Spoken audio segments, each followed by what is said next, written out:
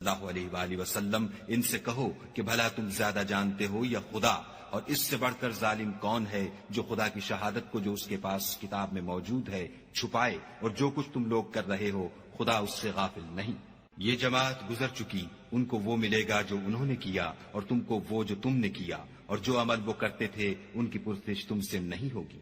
احمق لوگ کہیں گے کہ مسلمان جس قبلے پر پہلے سے چلے آتے تھے اب اس سے کیوں منہ پھیر بیٹھے؟ تم کہہ دو کہ مشرق اور مغرب سب خدا ہی کا ہے، وہ جس کو چاہتا ہے سیدھے رستے پر چلاتا ہے، اور اسی طرح ہم نے تم کو امت معتدل بنایا ہے تاکہ تم لوگوں پر گواہ بنو، اور پیغمبر آخر الزماں تم پر گواہ بنے۔ اور جس قبلے پر تم پہلے تھے اس کو ہم نے اس لیے مقرر کیا تھا کہ معلوم کریں کہ کون ہمارے پیغمبر کا تابع رہتا ہے اور کون الٹے پاؤں پھر جاتا ہے۔ اور یہ بات یعنی تحویل قبلہ لوگوں کو گراں معلوم ہوئی، مگر جن کو خدا نے ہدایت بخشی وہ اسے گراں نہیں سمجھتے، اور خدا ایسا نہیں کہ تمہارے ایمان کو یوں ہی کھو دے،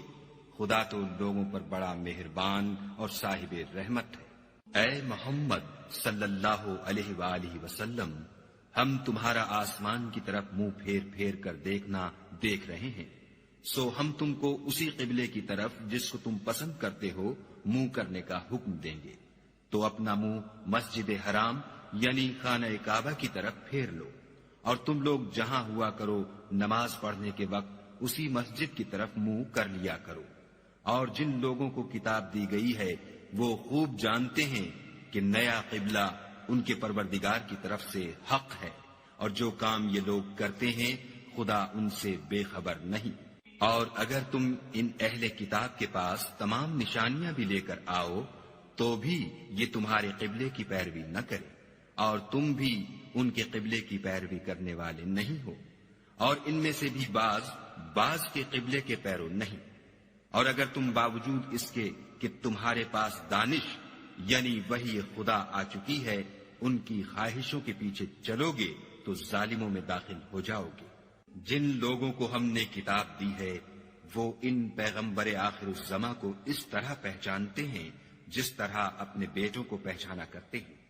مگر ایک فریق ان میں سے سچی بات کو جان بوجھ کر چھپا رہا ہے۔ اے پیغمبر، یہ نیا قبلہ تمہارے پروردگار کی طرف سے حق ہے، تو تم ہرگز شک کرنے والوں میں نہ ہونا،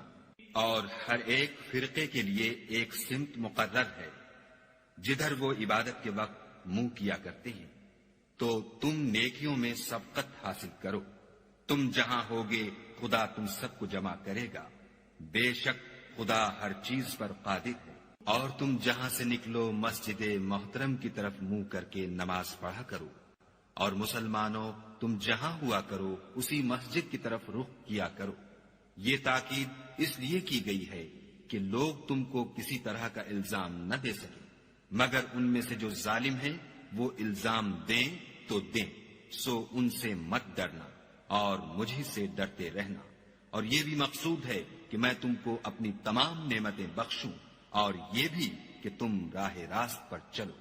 جس طرح من جملہ اور نعمتوں کے ہم نے تمہیں میں سے ایک رسول بھیجے ہیں جو تم کو ہماری آیتیں پڑھ پڑھ کے سناتے اور تمہیں پاک بناتے اور کتاب یعنی قرآن اور دانائی سکھاتے ہیں، اور ایسی باتیں بتاتے ہیں جو تم پہلے نہیں جانتے تھے، سو تم مجھے یاد کیا کرو میں تمہیں یاد کیا کروں گا، اور میرا احسان مانتے رہنا اور ناشکری نہ کرنا۔ اے ایمان والو، صبر اور نماز سے مدد لیا کرو، بے شک خدا صبر کرنے والوں کے ساتھ ہے۔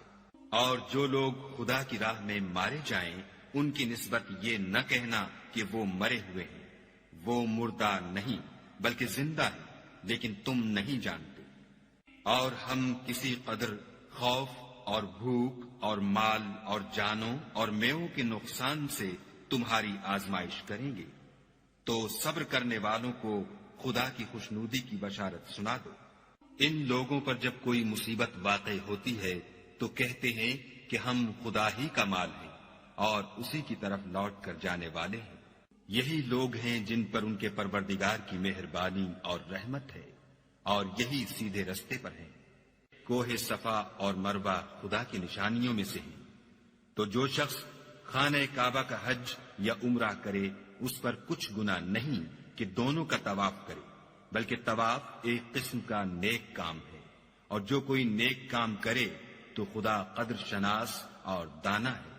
جو لوگ ہمارے حکموں اور ہدایتوں کو جو ہم نے نازل کی ہیں کسی غرض فاسد سے چھپاتے ہیں، باوجود کہ ہم نے ان لوگوں کے سمجھانے کے لیے اپنی کتاب میں کھول کھول کر بیان کر دیا ہے، ایسوں پر خدا اور تمام لعنت کرنے والے لعنت کرتے ہیں۔ ہاں، جو توبہ کرتے ہیں اور اپنی حالت درست کر لیتے اور احکام الہی کو صاف صاف بیان کر دیتے ہیں تو میں ان کے قصور معاف کر دیتا ہوں،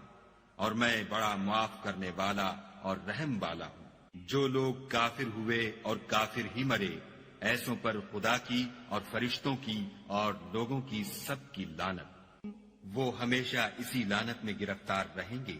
ان سے نہ تو عذاب ہلکا ہی کیا جائے گا اور نہ انہیں کچھ مہلت ملے گی۔ اور لوگوں، تمہارا معبود خدائے واحد ہے،